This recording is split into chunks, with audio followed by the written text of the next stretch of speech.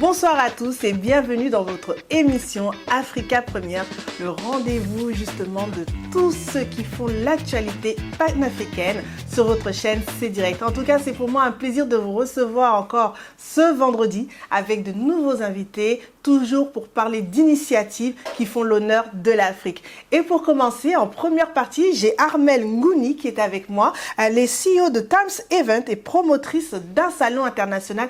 Donc tout cela, on va le découvrir tout au long de cette interview. On va connaître son parcours surtout et tous les événements qu'elle prépare. En tout cas, bienvenue à toi Armelle. Merci Gladys, merci de m'inviter. Alors, on va parler de toi Armelle. On va surtout te connaître un petit peu, qui tu es, qu'est-ce que tu fais et en fait surtout toutes les actions que tu mènes dans la sphère panafricaine. Tu as un parcours professionnel qui est quand même assez atypique. Vraiment, ouais, on peut le dire. On va dire ça. Tu as commencé par une formation en comptabilité, gestion d'entreprise, marketing et communication. Et puis, tu as commencé à travailler dans l'agroalimentaire. C'est ça. Explique-nous un petit peu ton parcours. Qui est Armelle? En fait, je suis arrivée en France et puis je me suis lancée, j'ai fait une formation, on va dire comme ça, en comptabilité et gestion d'entreprise. J'ai travaillé dans la comptabilité en tant qu'assistante comptable, mais pas pendant longtemps. J'ai fait, je crois, 2 ans. Ouais. Et j'ai travaillé à Rungis, je ne sais pas pour ceux qui connaissent Rungis, le grand marché international de Rungis. Et c'est d'ailleurs là où j'ai fait mes premiers pas dans l'entreprise, on va dire en tant que salarié. Et après, j'ai été cooptée, on va dire entre guillemets, parce que on m'a remarqué, je faisais quand même assez bien mon travail. J'ai été cooptée pour travailler dans une autre entreprise, dans l'agroalimentaire toujours, un grand groupe. Dont je ne vais pas citer le nom. Oui, voilà. Et j'ai été cooptée pour occuper un poste qui n'avait rien à voir avec la comptabilité, qui était un poste d'acheteuse et approvisionneuse. D'accord. Voilà. Oui, donc, rien à voir. Rien à voir, mais vraiment rien à voir. Deux métiers totalement différents. Donc, j'ai été formée pour occuper ce poste-là parce que mon profil intéressait. Et comme on le dit parfois dans l'entreprise, on cherche la personnalité plutôt que, voilà. Et quand vous avez la personnalité, si on vous veut, on vous forme pour occuper un poste. Bon, c'est ce que j'ai fait, j'ai été formée pour occuper ce poste-là. Je me suis vraiment bien amusée à découvrir le monde de l'achat, le monde de l'approvisionnement. J'y ai travaillé, j'ai rencontré pas mal de personnes. C'est là où j'ai connu les grands groupes dans l'agroalimentaire comme Mondelez, la Bojal, vraiment les grands groupes. Oui, les grands groupes. Et j'ai connu ce que veut dire le centime dans l'achat, qui a son importance. Oui, parce que dans l'achat, dans les métiers de l'achat, on achète en grosse quantité, donc il faut faire attention. Il faut faire attention aux marges, il faut faire attention aux moindres centimes, à la moindre dépense. Et j'avais quand même une expertise, je ne peux pas dire une expertise, une expérience en comptabilité qui me permettait aussi de savoir comment gérer tout ça. Comment gérer tout ça. Voilà. Donc finalement, ça s'est bien juxtaposé. C'est clairement, deux expériences. Exactement. Donc l'expérience de la compta m'a permis de pouvoir occuper ce poste-là et de m'y plaire, franchement. D'accord. Voilà. Alors, tu as dit précédemment que voilà, tu as quitté l'Afrique, tu as quitté ton pays natal pour venir en France. En fait, qu'est-ce qui t'a poussé aussi à pousser les portes des frontières et de venir sur ce territoire, sur le territoire français? Qu'est-ce qui t'a vraiment poussé et quel était ton état d'esprit à ce moment-là où tu as décidé de voyager? Alors, je décide de voyager, c'est l'amour qui me fait venir. C'est beau. Contrairement à d'autres personnes. En plus, petit clin d'œil, on s'approche en fait du mois de février aussi. Voilà, donc, voilà, non, mais c'est l'amour qui me fait voyager. Parce qu'en réalité, mon mari actuel était déjà à Londres à l'époque. Et puis, il fallait que je parte. Voilà. Donc, j'ai commencé par Londres. Après, je me suis retrouvée à Paris. Voilà, parce que, bon, bien évidemment, j'avais ma famille à Paris, mes parents à Paris.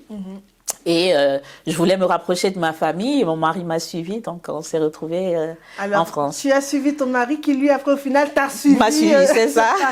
C'est ça, effectivement. Ouais. Et donc, c'est comme ça que quand je suis arrivée, j'avais fait une formation avant que je n'ai pas pu refaire étant en Occident, je me suis orientée après vers la comptabilité. Donc j'ai recommencé à zéro parce qu'il faut savoir qu'il y a de la résilience dans mon parcours parce que étant arrivée à un niveau universitaire là où j'étais, j'ai été obligée de recommencer. Voilà, j'ai fait la terminale en France et puis j'ai fait un cursus comptabilité avant de me retrouver dans le monde du travail. D'accord. Voilà. Est-ce que ça n'a pas été aussi pour toi un gros challenge de quitter, quand tu quittes comme ça tes habitudes, ton pays que tu connais, tu as grandi, etc. En tant que jeune femme africaine, qui va retrouver son mari, donc ça permet d'avoir cet appui-là. Mais est-ce qu'il n'y avait pas aussi beaucoup de challenges, de difficultés, de défis à relever dès lors qu'on arrive dès qu'on arrive sur un pays étranger comme la France? Alors, sur un pays étranger comme la difficulté quand on arrive, c'est s'accommoder à la culture, s'accommoder, je ne vais pas dire à la langue parce que la langue française, elle est appliquée dans mon pays d'origine, s'accommoder à l'accent. Parce que j'avais un très fort accent, ce qu'on ne dit pas toujours. J'avais un très fort accent quand j'arrivais. Et dans le monde du travail que je m'apprêtais à embrasser, c'était une barrière. On va se le dire parce que je me rappelle quand je cherchais à avoir des stages pour valider mon cursus, il m'a fallu du temps pour pouvoir le trouver, justement parce qu'il y avait la barrière de l'accent qui était très fort à ce moment-là et que j'ai réussi à adapter justement pour pouvoir occuper les postes que j'ai occupés. Voilà. Tu es restée 6 années. Oui. Et à un moment donné, tu as un déclic qui se manifeste chez toi. Et tu te dis en 2018, voilà, je vais embrasser la casquette de l'entrepreneuriat. Alors, j'aimerais comprendre comment, en fait, Armelle, qui se plaisait dans son poste d'acheteuse, comme tu le disais, tu as découvert pas mal de choses, tu as rencontré pas mal de personnes, et tu décides d'embrasser une autre voie qui demande beaucoup de risques, qui demande beaucoup de choses. Qu'est-ce qui t'a poussé à ce moment-là de prendre cette décision? Alors, il y a 2 choses. La première chose, c'est que j'ai toujours eu l'âme entrepreneuriale. Parce qu'en réalité, on pense toujours que l'entrepreneuriat, c'est créer une entreprise. Non, c'est pas créer une entreprise. C'est avoir la capacité à développer une idée, à apporter une solution à des personnes. D'accord. Ce que je faisais déjà, mais je n'étais pas rémunérée pour. C'est des bénévolats. Voilà, c'est ça aussi, parce que j'ai fait beaucoup d'entrepreneuriat dans acheter et revendre comme ça à la volée, organiser des événements pour des gens gratuitement. Déjà, ça, je l'ai toujours fait, mais je n'appelais pas ça l'entrepreneuriat parce que je n'étais pas rémunérée pour ça. Voilà. Donc, quand je pense qu'après 6 ans en tant que salarié, et après avoir amassé pas mal de sous, parce qu'il faut le dire aussi, voilà, j'ai eu une opportunité, parce qu'il faut savoir que quand je quitte la comptabilité pour rentrer dans le monde de l'achat et de l'approvisionnement, c'est une opportunité qui se présente. Je n'ai pas cherché. C'était une opportunité, je me suis dit, je vais sauter sur cette opportunité-là, ça me permettra de découvrir un autre métier. Et je suis allée. Et quand je décide de quitter le monde de l'approvisionnement et de l'achat, de l'agroalimentaire, c'est parce qu'il y a une opportunité qui s'est présentée. J'ai quelqu'un qui m'a dit, écoute, il y a une opportunité d'entreprendre dans le monde du VTC. Voilà, parce que la première entreprise que j'ai créée, c'était une entreprise de transport. Il y a une opportunité qui se présente et je me suis dit, parce que j'adore les challenges aussi, il faut le dire, je me suis dit, je vais me lancer. Et du coup, le petit capital que j'avais, je me suis lancée dans cette entreprise-là. On l'a montée ensemble. Et puis, voilà, on était 3 associés aussi à l'époque. Et voilà, quoi, je me suis lancée et j'ai pris le goût de l'entrepreneuriat par cette première expérience. Voilà. D'accord. Parle-nous un petit peu de cette expérience, ce qu'elle t'a apporté. Cette entreprise de transport urbain, qu'est-ce qu'elle t'a apporté justement quand tu as fait ce cap-là, parce que tu étais salarié et du coup tu passes associé dans une entreprise, tu saisis l'opportunité. Clairement. Mais qu'est-ce qu'elle t'a apporté cette expérience? Pas mal de choses, parce que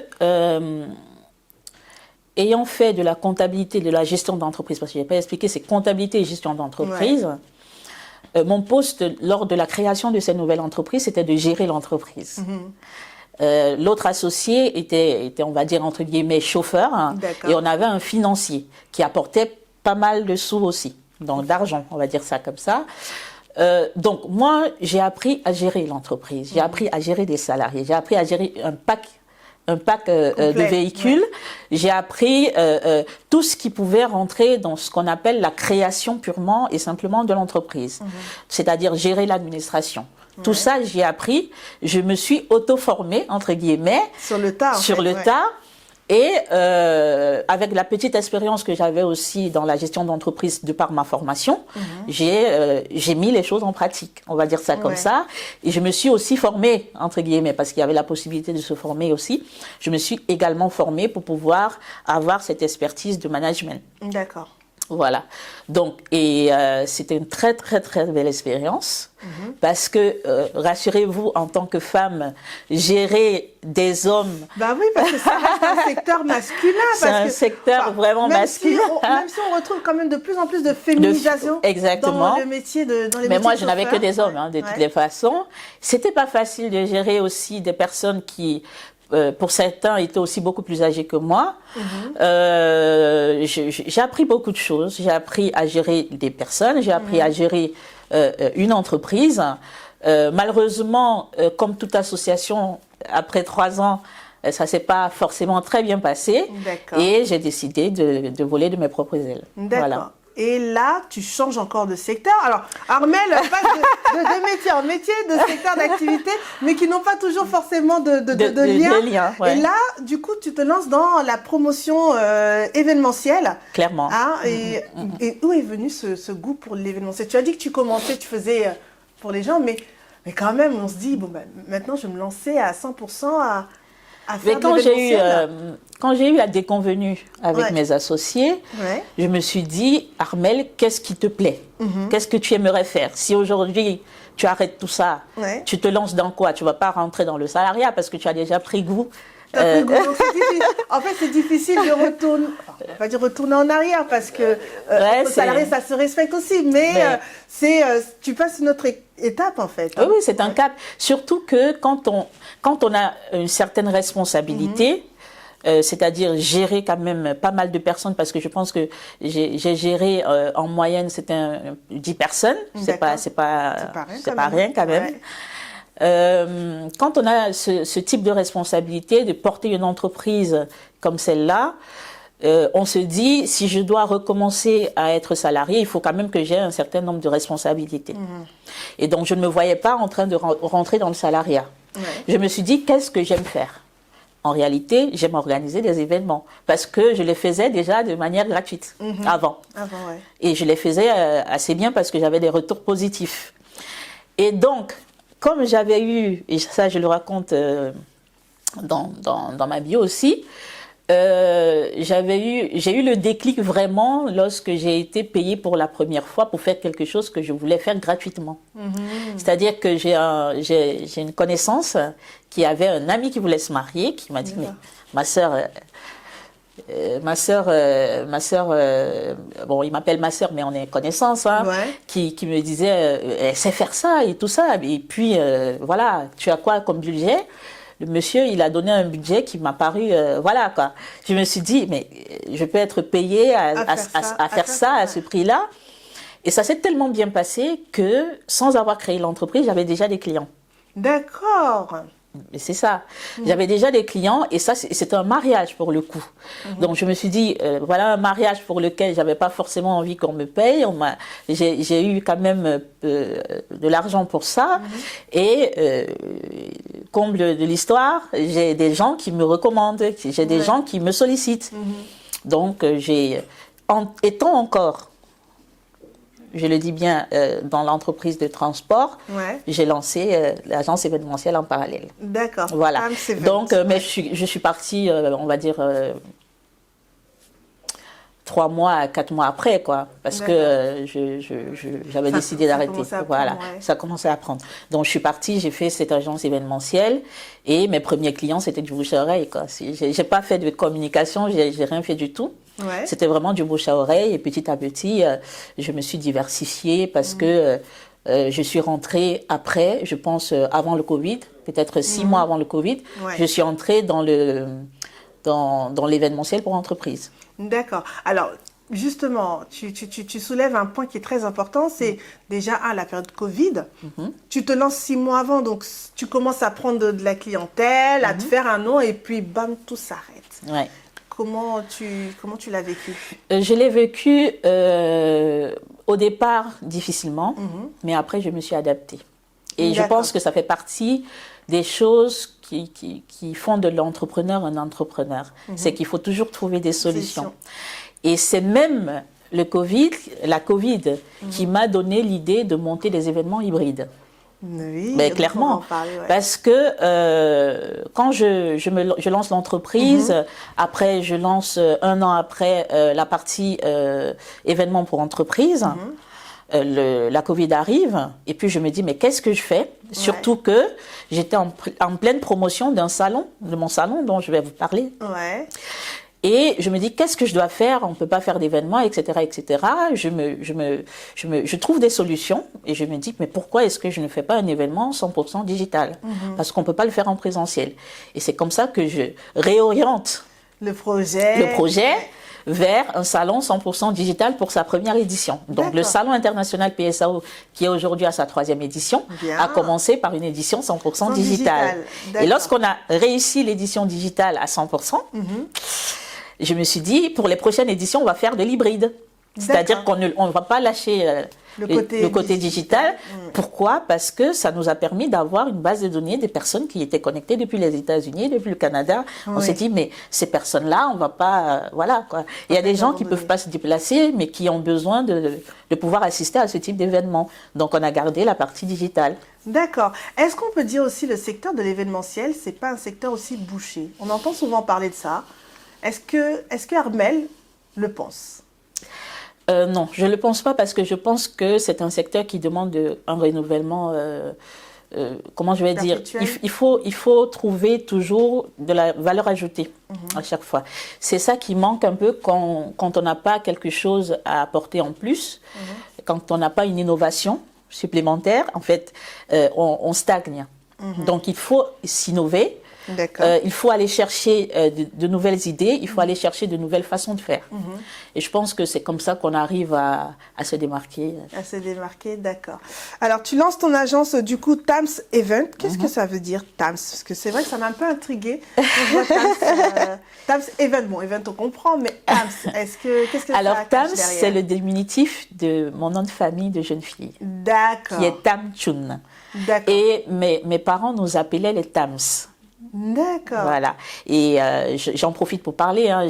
Si vous tapez sur Internet Tams, vous allez voir qu'il y a des entreprises aussi qui s'appellent Tams. Et mes frères aussi ont pris le même. Bon, donc, on s'appelle les Tams. Et donc, du coup, j'ai une entreprise qui s'appelle Tams Event. J'ai mon frère qui est plutôt dans le RH, qui place des consultants dans des grandes boîtes. Et lui qui est Tams Conseil. Voilà. D'accord. Ok, donc c'est vraiment, il y a derrière une vraie histoire familiale. C'est une histoire familiale, oui. D'accord. Donc dans l'organisation d'événements en 360 degrés, que tu fais aussi bien pour les entreprises et les particuliers. Oui. Donc tu es la promotrice du salon PSAO. Parle-nous un petit peu de cet événement, de ce salon. Alors, le salon PSAO, c'est un salon qui est né en 2021. D'accord. Qui est né juste avant le Covid, mais qui a fait sa première édition 100% digitale. Ce que tu disais tout à l'heure, oui. Et qui est un salon qui valorise l'excellence et l'innovation des talents et des savoir-faire africains, mais qui se fait en Afrique, pour le coup, qui se fait chaque année dans un pays d'Afrique différent. Et le but de ce salon, au-delà de l'aspect valorisation, il y a un aspect accompagnement. Donc, on accompagne les entreprises qui nous sollicitent dans le rehaussement de leurs standards commerciaux. Ça peut être la recherche de financement, ça peut être la recherche de partenaires, aussi bien en Afrique qu'à l'extérieur de l'Afrique. Ça peut être la recherche de fournisseurs, d'acheteurs. Donc, en fait, on a développé une base de données et on est en partenariat avec la Maison de l'Afrique, qui regroupe quand même 10 chambres de commerce de 10 pays africains. On a développé un réseau qui nous permet de pouvoir répondre à ce type de besoins. Voilà. Et au-delà de l'aspect accompagnement, on a aussi un aspect, on va dire, entre guillemets, de lobbying, parce que on connecte les entreprises sud-sud, c'est-à-dire entre Afrique, on connecte les entreprises sud-nord et nord-sud. Et au-delà de ça, on favorise aussi les échanges de compétences entre la diaspora et le continent. D'accord. Voilà. Et pour boucler tout ça, on a une dernière mission qui n'est pas des moindres, qui est aussi une très belle mission, c'est que on facilite les implantations territoriales des entreprises qui nous suivent. C'est-à-dire qu'aujourd'hui, si vous avez besoin de vous implanter en Afrique, vous pouvez passer par le Salon international PSAO parce qu'on traite avec les autorités, parce que c'est un salon qui se fait sous le patronage de l'État qui nous accueille. D'accord, d'accord. Alors on va regarder un petit extrait, hein. Je vais vous mettre l'extrait de ce salon. On va regarder un petit peu l'ambiance du salon et on se retrouve tout de suite après pour parler de la suite d'Armel Ngouni.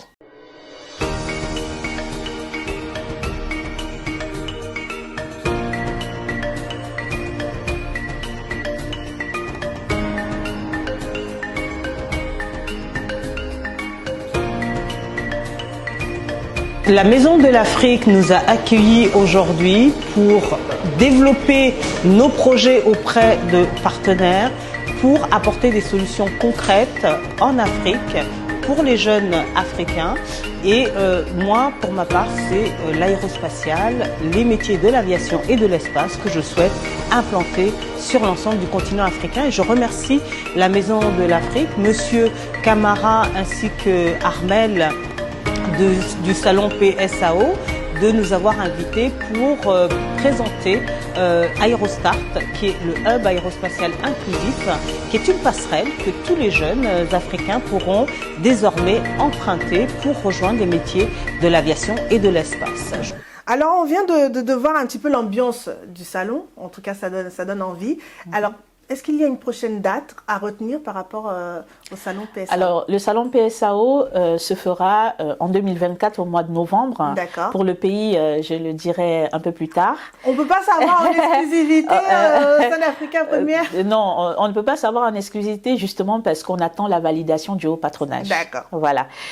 Par contre, pour ce salon-là, nous avons décidé de faire des événements en amont à Paris. D'accord. En France, on va dire, parce qu'il y a un événement aussi à Marseille. Et parmi ces événements, vous avez les matinées des rencontres PSAO, qui sont des matinées très privées où on regroupe des investisseurs, des partenaires, des business angels, où on présente également les projets porteurs qu'on a décidé d'accompagner et d'implanter en Afrique. Et c'est des événements qui permettent aussi de créer du lien. De créer du lien parce que vous savez aujourd'hui il y a une crise de confiance entre ceux qui investissent et ceux qui en ont besoin.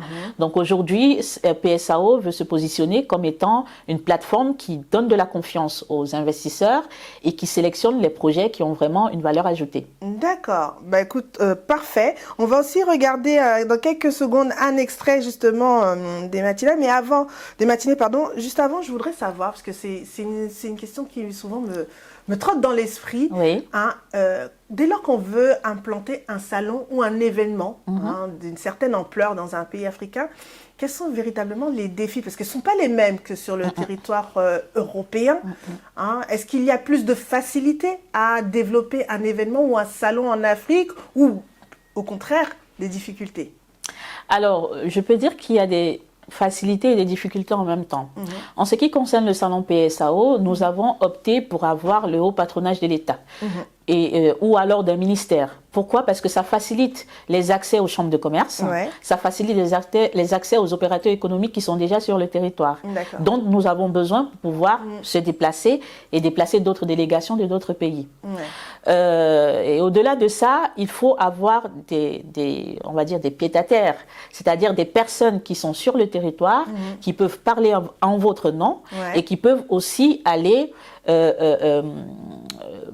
rechercher l'information nécessaire, rechercher les opportunités nécessaires, rechercher des partenaires aussi nécessaires pour que l'événement se passe dans de bonnes conditions. On ne débarque pas comme ça. On ne débarque pas comme ça dans un pays pour faire un événement.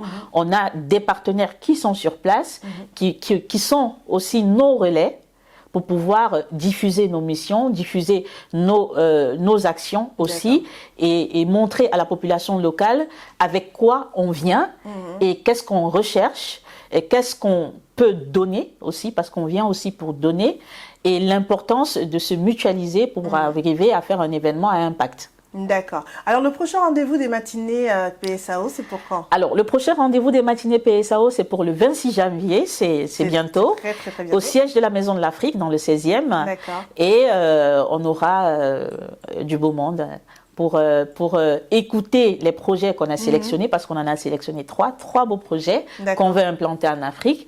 Et je pense que ces matinées-là permettent vraiment de pouvoir connecter les porteurs de projets avec ceux qui ont de l'argent pour financer. D'accord, on va regarder un petit extrait des matinées de PSAO et puis on va terminer notre entretien avec Armel. Une épreuve écrite, culture numérique générale, 50 questions. Il faut répondre à 80. Ici présent, je représente M. Amadou Diawara qui est le porteur du projet. Le projet du Cluster Digital Africa est un projet d'envergure qui est développé aujourd'hui en Afrique et qui a pour ambition de promouvoir le développement numérique en Afrique.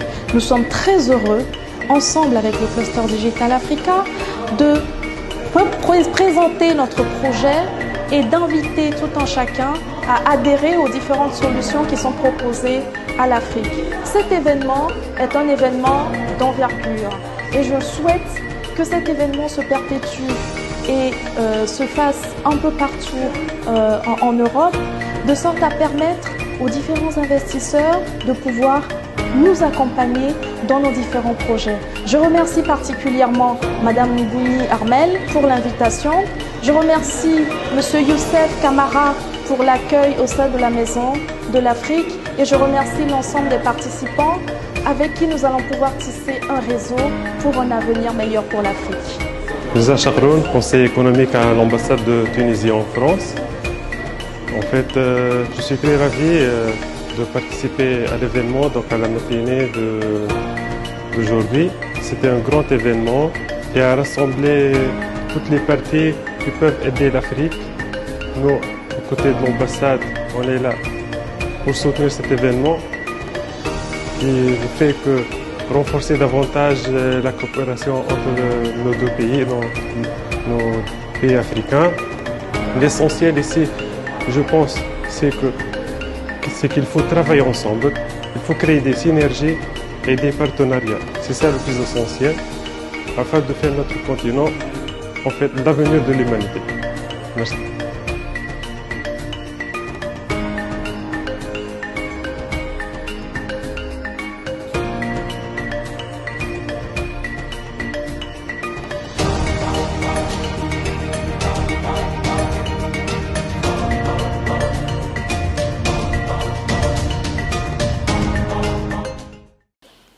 Alors Armel, justement, on clôture notre échange, c'est allé assez rapidement. Oui, ça va. Je sais qu'il y a beaucoup de choses à dire, mais aussi je laisse les gens aussi aller te découvrir qui tu es et ce que tu fais.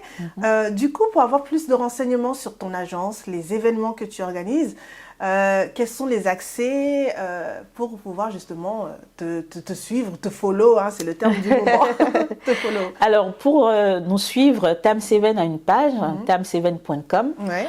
Un site internet plutôt, Tam7, www.tam7.com. Alors moi, Armel Ngouni, je suis googlisable, je suis sur Facebook, je suis sur LinkedIn. Pour contacter l'entreprise, c'est contact@tam7.com et je pense que si vous tapez sur internet, vous allez forcément nous trouver. En tout cas, merci, merci beaucoup. C'est vrai que c'est une femme multicasquette.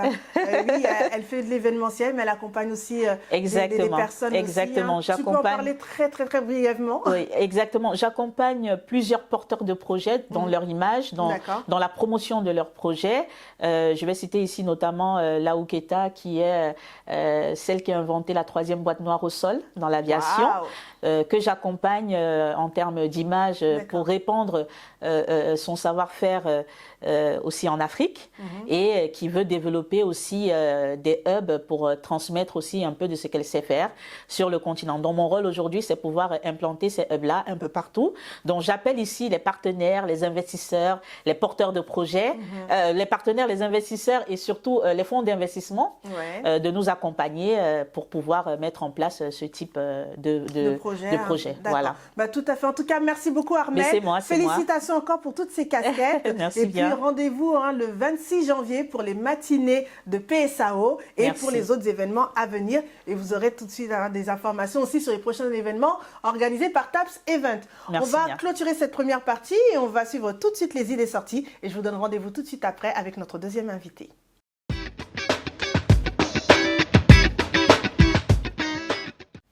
C'est parti pour les idées sorties d'Africa Première. On commence avec cet événement qui a lieu tous les dimanches plaisir de l'hippodrome Paris-Vincennes. Ce dernier vous invite à réveiller, réchauffer vos week-ends hivernaux, que vous soyez une famille en quête d'aventure, amateur de gastronomie ou encore passionné de courses de chevaux. Paris-Vincennes vous ouvre ses portes tous les dimanches pour des moments empreints de saveurs, de couleurs et surtout de chaleur. À partir de 12h, vous aurez une journée exceptionnelle avec un programme du tonnerre avec une journée 100% musicale, les animations gratuites pour les enfants, mais également food truck et courses de chevaux. Rendez-vous sur le site www.vincennes-hippodrome.com pour télécharger gratuitement votre invitation. Cette fois-ci, rendez-vous le 23 janvier pour la Journée mondiale de la culture africaine et afro-descendante. Cette journée qui a pour objectif de célébrer les cultures du continent africain et de sa diaspora aura lieu le 23 janvier au siège de l'UNESCO à partir de 14h30 situé au 125 avenue de Suffren au 7e arrondissement de Paris. On clôture les idées sorties avec l'événement Musique et Business 6e édition qui aura lieu le jeudi 25 janvier pour le thème l'essor des femmes dans le business de l'industrie musicale. Cet événement qui est une plateforme d'apprentissage, de networking et d'inspiration pour les professionnels de l'industrie musicale et entrepreneurs recevra un panel de femmes pour justement parler des succès des femmes dans l'industrie musicale avec des intervenantes de qualité et à la fin un showcase. Ça se passera du côté du 35 boulevard Beaubourg à Emerainville dans le 77. C'est tout pour les idées sorties.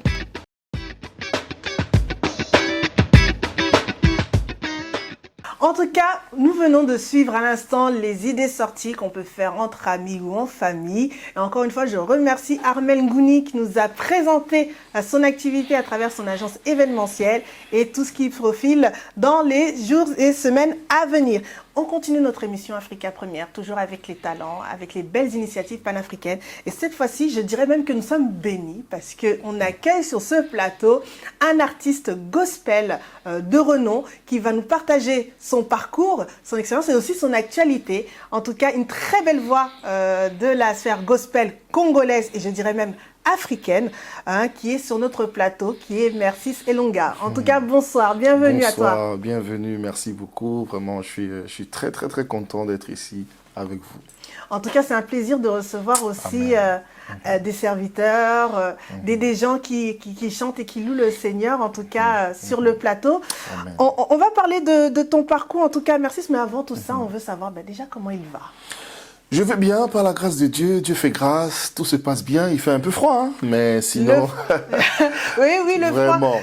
Il faut que nos frères aient pitié pour nous. Vraiment, mais je pense que peut-être on peut aussi même délocaliser peut-être un petit moment Africa Première. Totalement. En Afrique, le temps de l'hiver. Totalement, sinon ça va bien, par la grâce de Dieu. Dieu nous fait grâce et tout va bien. Parfait. J'espère que vous aussi ça va. Oui, ça va très bien, très bien. Merci bien en tout cas. Alors, Mercis Elonga, tu es un artiste originaire du Congo, Kinshasa. Né un certain 17 décembre d'une certaine année. Je fais un petit clin d'œil parce que... Alors, coïncidence, on est né à la même date. Vraiment, waouh. Tu es un artiste qu'on ne présente plus. Amen.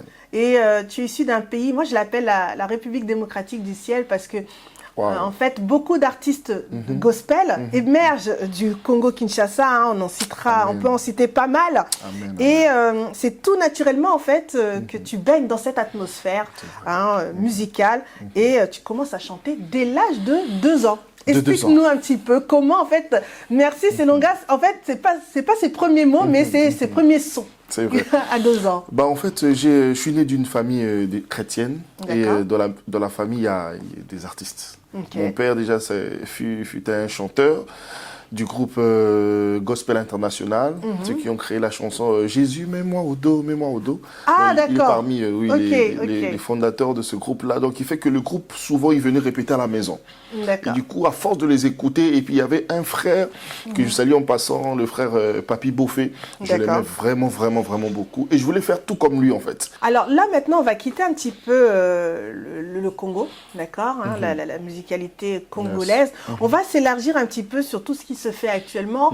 Notamment, je fais mention au gospel urbain, hein, qui émerge en ce moment avec les artistes comme Morija, Kaïs Bloom, Serviteur Pierre et bien d'autres. Et notamment l'introduction de styles modernes. Hein, je pense aussi à la drill, par exemple, hein, ce style de rap de rap hip-hop qui s'introduit dans la musique gospel.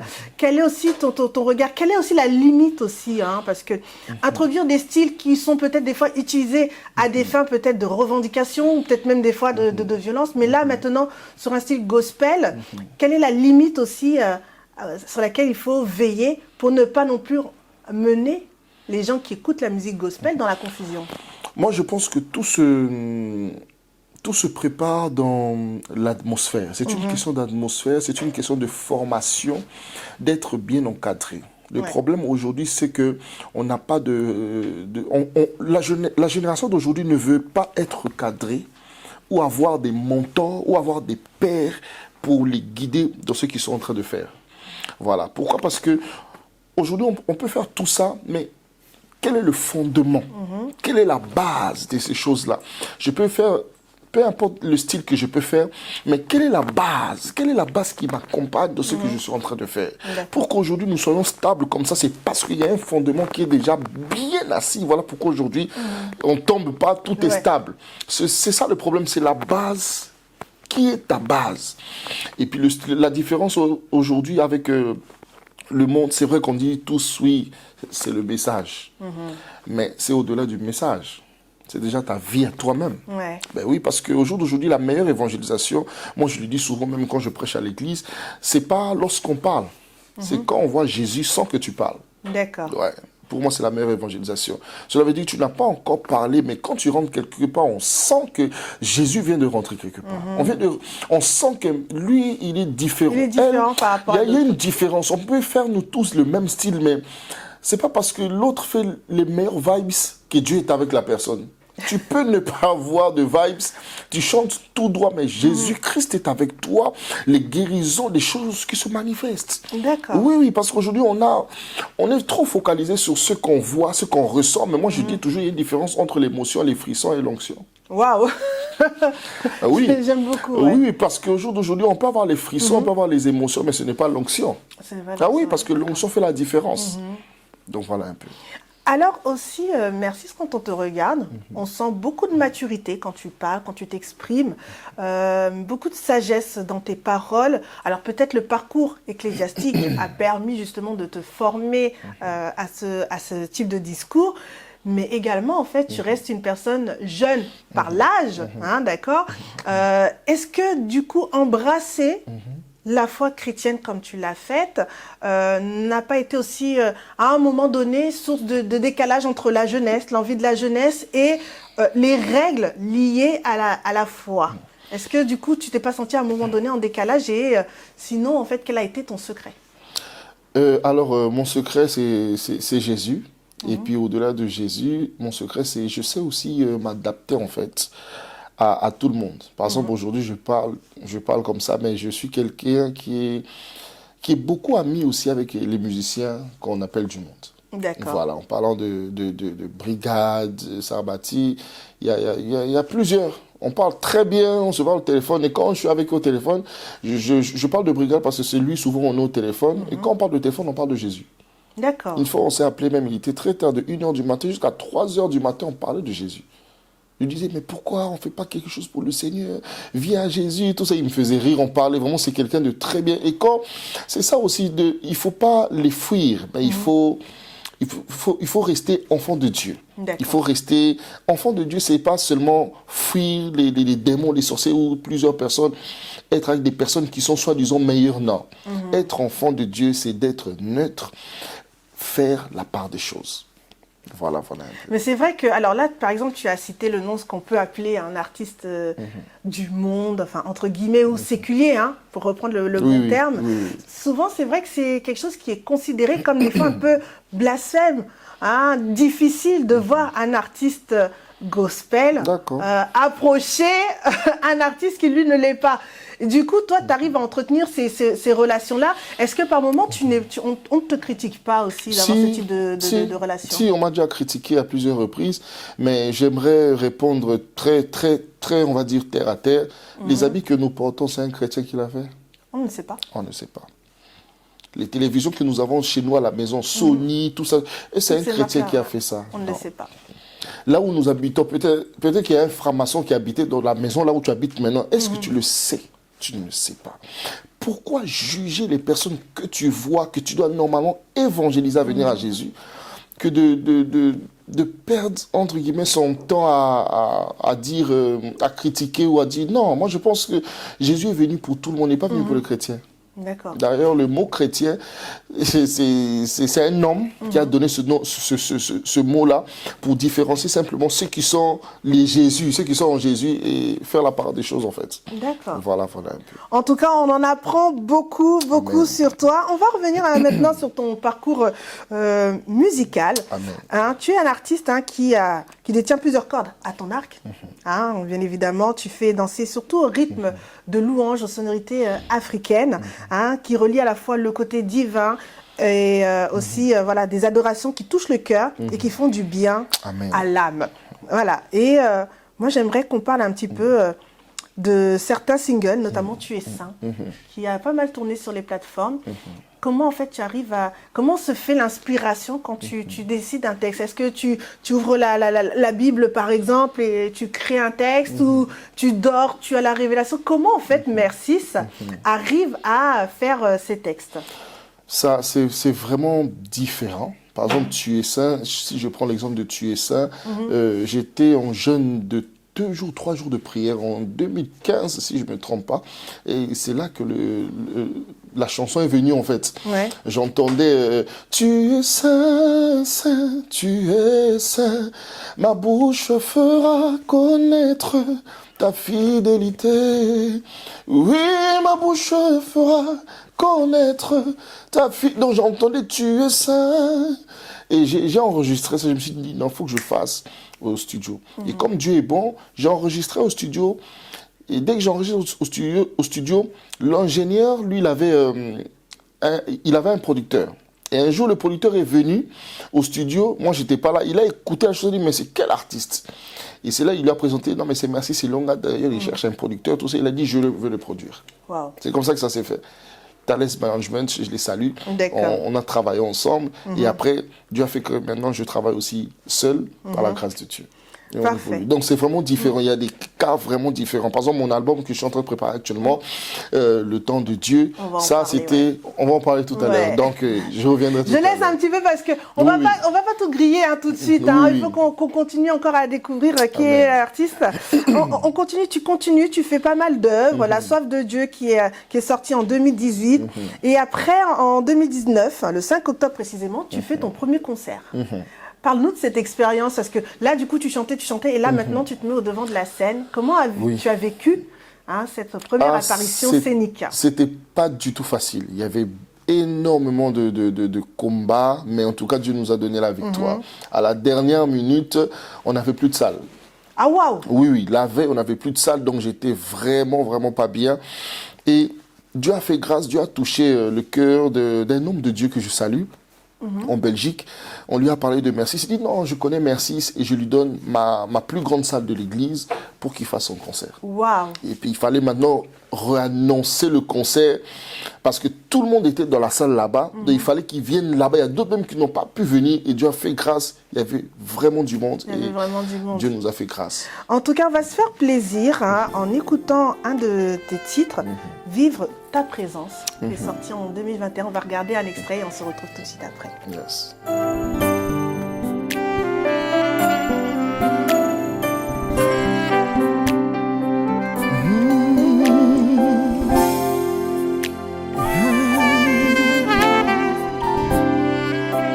Tu es un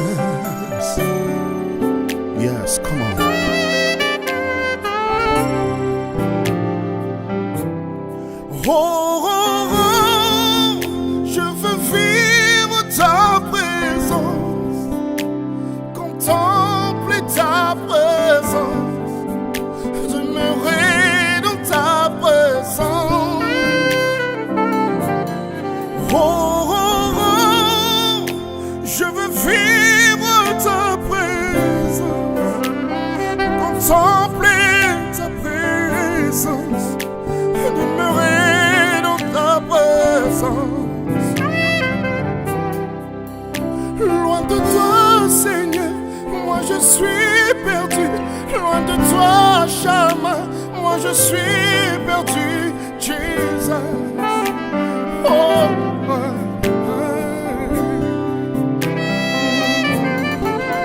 loin de toi, Seigneur, moi je suis perdu. Sans lumière éclairée, les ténèbres m'ont aperçu.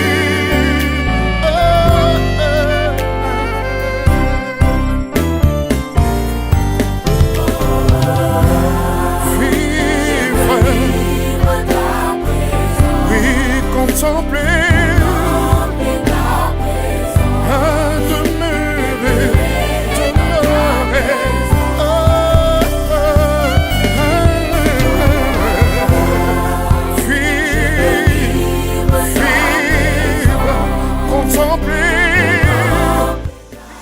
Alors merci, tu prépares alors du coup un projet qui s'appelle Le Temps de Dieu. D'accord, ce projet qui va bientôt sortir, est-ce que tu peux nous en parler un petit peu? Waouh, le temps de Dieu, je pense que c'est une surprise vraiment de Dieu parce que je préparais mon concert pour Abidjan et c'est quand je pense que j'étais à Abidjan, dès que je suis arrivé le premier jour, je dormais et c'est là que le Seigneur me parle, me dit que après ce concert, tu dois préparer ton album. Et c'était le temps de Dieu, le temps de Dieu, le temps de Dieu. Mais pourquoi le temps? Je ne comprenais pas. Moi, ce que j'ai fait, j'ai simplement obéi à Dieu. À la voix que j'entendais, j'obéis à Dieu. J'en ai parlé aussi à mon père spirituel, le bishop César Cassier, que je salue aussi avec maman Christine Cassier. Oui. Et on a pris pour ça. Il m'a dit, effectivement, le titre de l'album, c'est Le Temps de Dieu. D'accord. Voilà, donc on a commencé à travailler. Actuellement, on travaille dessus et on est vraiment sur 100%. On est quand même à 85%, on est à la fin. D'accord, donc il reste encore 15%. Il reste 15%, oui, parce qu'il y a beaucoup de titres. C'est un peu de sel, de poivre. Vraiment, c'est plusieurs styles et je pense que d'autres personnes vont me redécouvrir encore dans d'autres styles. Et vraiment, nous serons bénis par la grâce de Dieu. Est-ce qu'on a une date prévue de sortie? Normalement, ça doit sortir pour le mois d'avril par la grâce de Dieu. Maintenant, nous laissons Dieu vraiment nous conduire parce que l'homme propose et Dieu dispose. Nous proposons le mois d'avril et je pense que le Seigneur nous fera grâce. Et tu prévois, alors j'annonce un petit peu un concert dans une salle mythique parisienne. Est-ce qu'on peut avoir un peu d'exclusivité autour de ce projet? Waouh, je préfère que le projet reste en silence. Mais en tout cas, ce qui est vrai, nous préparons un grand concert qui est en préparation déjà depuis, ça fait 2 ans. D'accord. Voilà, ça fait 2 ans que nous préparons ce concert. Justement, j'avais parlé de ça à mon père spirituel il y a 2 ans. Et puis il m'a dit allons-y voir la salle, allons. On est parti, on a vu le prix. Au début j'étais là, waouh, le prix c'était terrible. C'était terrible. Ça pouvait refroidir. Vraiment, ça m'a un peu affaibli. Mais pour dire la vérité, Jésus-Christ, s'il est dans quelque chose, vraiment que ça t'affaiblisse ou pas, il te donnera la force, il t'enverra des personnes, des très bonnes personnes qui vont accompagner ce projet-là. Et Dieu nous a fait grâce au jour d'aujourd'hui. Nous avons ce qu'il faut pour ce grand concert. Et vraiment, ça sera par la grâce de Dieu en 2025. Waouh, et ça sera dans une salle mythique. Nous gardons encore le nom de la salle. Bon, alors mon rôle, ce sera de creuser. Je vais creuser, comme ça, je vous annoncerai la salle en question. Ouais. Amen. Donc, c'est un peu ça. Mais avant ça, nous avons un concert normalement en 2024, mais un concert VIP qui sera vraiment limité, normalement de 100 personnes même, 150 personnes maximum. Sur Paris Sur Paris. D'accord. Sur Paris. Et puis, ce qu'on va faire, c'est qu'il y aura une conférence de presse. Le même jour de la conférence de presse, il y aura le concert VIP. Waouh! Oui. Et ceux qui vont venir, ils vont payer leur ticket pour le concert VIP. Automatiquement, leur nom et prénom seront enregistrés pour le concert, au grand concert. J'ai failli dire le... il a failli le dire. Pour la grande salle. Bon, mythique, bon. voilà. Ok, il n'y a pas de souci. On retient que quand même, on va reconsulter. Hein. Merci, c'est Longa pour avoir la salle en tout cas. On va se faire un petit peu plaisir avec un de mes coups de cœur. Hein. Dieu ne tombera jamais. Oui. Hein, j'aime beaucoup la rythmique autour de ces clips. Et en fait, on va regarder un petit extrait et on va clôturer la troisième partie avec l'artiste.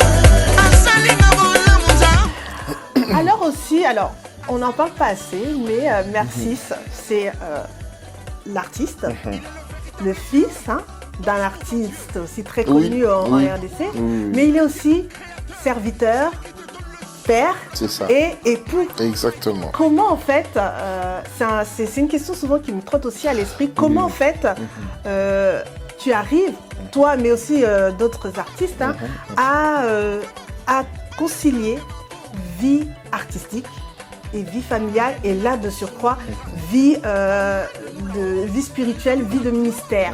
Comment en fait tu arrives à justement à bien gérer ces trois dimensions? Ça revient un peu à ce qu'on disait tout à l'heure, que lorsque Dieu t'appelle dans un appel, il te donne les armes qu'il faut. D'accord. Donc, si tu n'es pas appelé dans un appel et tu t'amuses à rentrer dans cet appel-là, tu auras les combats de cet appel-là, mais est-ce que tu vas réussir à maîtriser ces combats-là? Tu ne pourras pas, parce que si c'est pas pour toi, c'est pas pour toi. Ce qui est à toi, c'est à toi. Et Dieu m'a fait grâce. Je ne savais même pas que j'étais... pour moi, dès le début, depuis Kinshasa, je savais que j'étais un chanteur. Ouais. Mais l'histoire de pasteur, je ne voulais pas. Sincèrement, demander à ma mère, demander à tout. Je voulais vraiment pas du tout. Je disais à tout le monde, non, moi je suis un artiste, je ferai mes concerts, tout ça, parce que j'aime ça. Mais le côté pastoral, jamais. Ouais. Jamais, jamais. Même dans ma famille, jusqu'aujourd'hui, il y en a beaucoup qui sont choqués encore. Côté maman, même côté papa, il y a d'autres qui disent, mais comment fait-il que Mercis, il est pasteur, on l'a consacré dans le ministère de prophète, il est pasteur, il gère une église aujourd'hui de plus de 60 personnes. Wow, ouais. Tu te dis, ben, si ce n'est pas Dieu, c'est qui? C'est que Dieu qui peut faire des choses comme ça, qui peut donner la force, parce que ce n'est pas facile. Hein. Ah, j'imagine. Les samedis, tu es sur scène, les dimanches, tu as la chair. Ouh. Ah non, c'est pas facile, c'est épuisant, c'est fatigant. Sincèrement, c'est épuisant, c'est fatigant parce que c'est de l'organisation. La semaine, tu es dans la vie de famille. J'ai 2 enfants, 2 belles filles. Waouh, mes félicitations. Merci beaucoup. Et j'ai une très belle épouse que je la salue aussi, ma femme, je t'aime très fort. Et c'est de l'organisation. C'est vraiment de l'organisation. Mais tu as mentionné un point sur lequel on peut même brièvement en parler. Tu dis que c'est épuisant. Est-ce que physiquement, par moment aussi, on ne sent pas que le corps aussi, par moment, est tiraillé et il n'y a pas des moments de relâchement parce qu'on sollicite aussi son corps en tant que pasteur Bien ou en sûr, tant qu'artiste. bien Là, sûr. tu disais, le samedi, tu es sur la scène, le dimanche, à l'église. Est-ce qu'à un moment donné, le corps aussi ne prend pas un coup? Oui, le corps prend un coup. Voilà pourquoi il faut toujours... moi, je conseille d'ailleurs à tous les serviteurs de faire du sport. Bien. Ah oui, c'est très, très, très important. Même au-delà d'être chantre, artiste ou pasteur, le corps a besoin de s'exprimer, a besoin de transpirer. Il faut vraiment faire du sport. C'est très important. Et je ne blague pas avec ça parce qu'il y avait un moment donné, vraiment, j'avais grossi. Non, j'avais grossi. Tout le monde me disait, mais prophète, ça, c'est le goût du mariage. Qu'est-ce qui se passe? Je dis, j'avais vraiment grossi parce que tu as 2 ministères. Vraiment, il n'y avait plus trop de temps. Après, je me suis dit, non, je ne peux pas me laisser comme ça. Ouais. Il faut que je fasse du sport. Et je faisais du sport. Et Dieu m'a fait grâce. En tout cas, très belle clôture. En tout cas, merci Selonga, donc artiste gospel d'origine congolaise, qui nous prépare dans les semaines, voire mois à venir, son projet, Le Temps de Dieu, Le Temps de Dieu. qui sera consommé, je suppose, sur toutes les plateformes de Yes. téléchargement Yes. connues. Yes. En tout cas, on attend avec impatience Amen. cet album et puis la date du concert VIP, la conférence de presse, et puis la fameuse grande salle qui arrive. Où est-ce qu'on peut te suivre, ton actualité sur les réseaux sociaux? Est-ce que tu peux nous donner quelques indications et informations? Bien sûr, on peut me suivre partout sur les réseaux sociaux. Mon Instagram, c'est Mercis-official. Abonnez-vous. Ma page Facebook, c'est Mercis Elonga en majuscule. Ma chaîne YouTube, Mercis Elonga official. Vraiment, c'est que dès que tu vois ça, Mercis Elonga official. C'est que c'est lui. C'est moi. En tout cas, Voilà. merci beaucoup. En tout cas, Merci à vous. Merci homme à vous. de Dieu, Merci à vous. dans Merci Africa à vous. Première. Et oui, on parle aussi, Vraiment. on peut parler aussi de religion vrai. et ça fait du C'est bien vrai, aussi. ça fait du En bien tout cas, aussi. on a beaucoup appris. Amen. Africa Première touche à sa fin. En tout cas, je vous remercie d'avoir suivi cette émission. N'hésitez pas également à vous abonner sur nos pages et suivre notre actualité. On remercie nos partenaires qui nous accompagnent sur la réalisation de ce projet et toute la direction C'est Direct à travers Judicaël Moussirou, par qui le projet a pu voir le jour. En tout cas, je vous donne rendez-vous la semaine prochaine avec de nouveaux invités, toujours pour valoriser les initiatives panafricaines. À très bientôt. Qui peut vraiment oser se tenir devant ton trône, devant ta face, ô Éternel? Ce n'est que la grâce et ton sang qui nous rend saints tel que tu es. Saint, saint, saint. Tu es saint, tu es saint. Tu es saint, tu es saint. Oh oui, tu es saint. Oh, tu es saint. Tu es saint, tu es saint. Oh, tu es saint. Tu es saint. Oh, tu es saint. Les 4 êtres vivants disent tous les jours que tu es saint. Tu es saint. Moi aussi je proclame que Jésus, tu es saint. Je dis